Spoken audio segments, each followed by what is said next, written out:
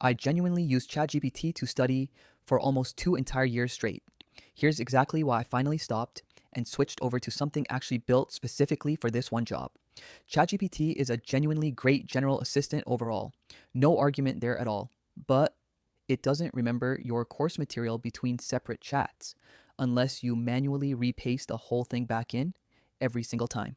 And it forgets you as an actual real person the exact moment you close the tab. Every single new chat starts from a completely blank slate all over again, session after session, forever, no matter how many times you've already explained your class to it before.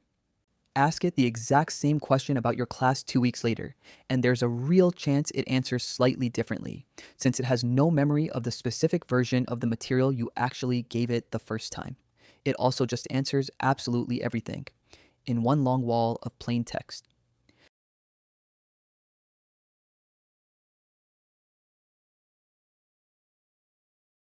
Hey, Ben. Hope your afternoon is going well.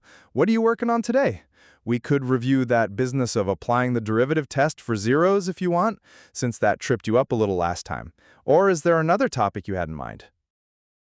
Can you test me on the material we reviewed yesterday? You got it. Let's start with that refresher on sketching derivative curves. I've put a question on the whiteboard for you to try first. Take your time with it and just let me know what you come up with. There's genuinely no dedicated whiteboard anywhere to actually watch a real problem get worked out visually, step by step. No auto-generated flashcards or quizzes built straight from your own actual material. And honestly, no grade tracking built into it anywhere at all, in any form, unless you build a whole separate spreadsheet yourself on the side. You'd be the one manually keeping track of your own grades. There's also genuinely nothing like a dedicated essay marker in a standard chatbot.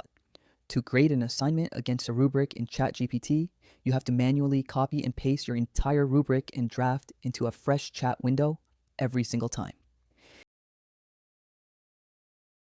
Hey, Ben. How's it going this afternoon? What are you working on in robotics today?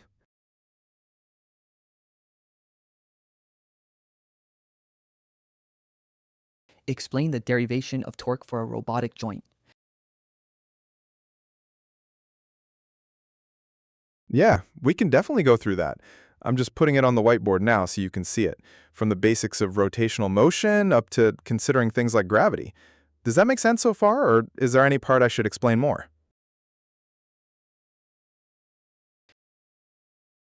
Awesome. To build on that a little, how do you think the torque needed might change if you sped up the movement really fast instead of moving it slowly? Could you maybe explain? No problem. Basically, moving faster requires more angular acceleration.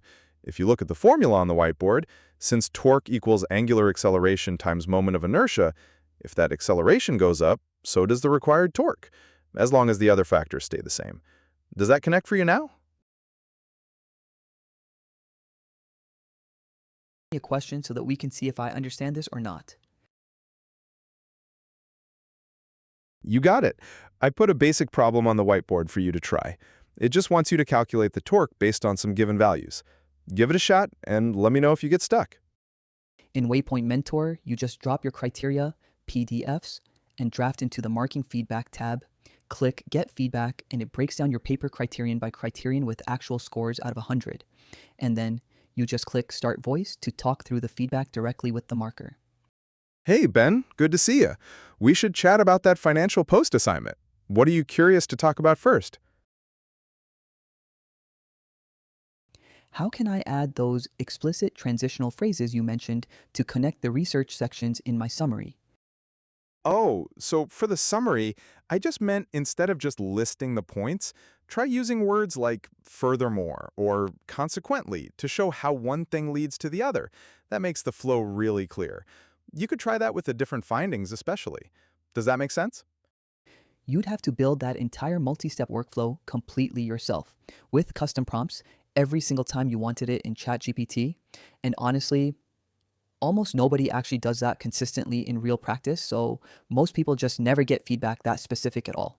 The gap isn't a small one either. It's a difference between a tool you have to constantly rebrief and one that already knows the answer the moment you ask. This isn't ChatGPT is bad, not even remotely close to that. It's a genuinely excellent general purpose tool. Being asked to do one specific job it was honestly never actually built to do. This app, on the other hand, was built completely from the ground up specifically to be a tutor, not some general assistant with studying loosely bolted onto the side as an afterthought years after launch. Comparing the two isn't really fair to either one. It's like judging a Swiss Army knife against a tool built for exactly one job. Of course, the dedicated one wins at that job. And it's genuinely not even an either or decision here at all. If you're still pasting the exact same notes into a chatbot every single session just to get it caught back up on your class again, this is a direct, obvious upgrade to that exact habit you're already doing anyway. And if you've never tried it at all, that's an even easier decision since it costs nothing to find out which one actually fits how you study.